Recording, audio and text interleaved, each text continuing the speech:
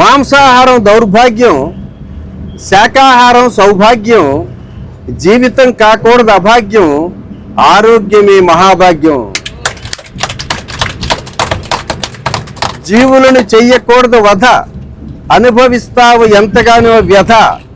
తెలుసుకోలే వాటి బాధ, ధ్యానం చేస్తే గ్రహిస్తావు వాటి గాథ. దేహం అనేది ఒక తొక్క, తినకూడదు మాంసపు ముక్క. శ్వాస మీద ధ్యాసయే మనకు లెక్క, ఇది శక్తిని ప్రసాదించే కల్ప వృక్షపు మొక్క. మాంసాహారం తింటే చిల్లుకుండా, శాకాహారం తింటే నిండుకుండా, ధ్యానం చేస్తే బంగారు కొండ. అందుకే మనశ్శాంతిని కోరే మానవులారా, మహాకరుణతో మరొక్కసారి ఆలోచించుదాం.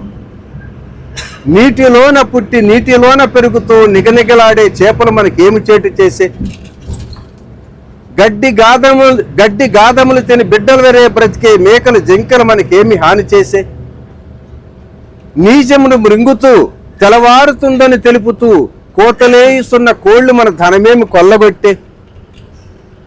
అడవిలో పుట్టి అడవిలో పెరుగుతూ మేకలు జింకలు ఆకులు తినుసు అవలీలుగా కొండలెక్కుచుండా, మేక జింక కుత్తుకులు కోసి మాంసము వండి తిని మనుషుడు మంచమెక్కుచుండెనే. మనుషులకేమిది మాయరోగమాయనే. మనశ్శాంతిని కోరే మానవులారా, మహాకరుణతో మరొక్కసారి ఆలోచించుదాం. ఇకనైనా జంతువది నిషేధించుదాం, మాంసాహారాన్ని మానేద్దాం. ఆ పత్రిజీ చెప్పిన మాట పరమ సత్యమని తెలుసుకుందాం మిత్రులారా. జై శాకాహార జగత్, జై జై శాకాహార జగత్.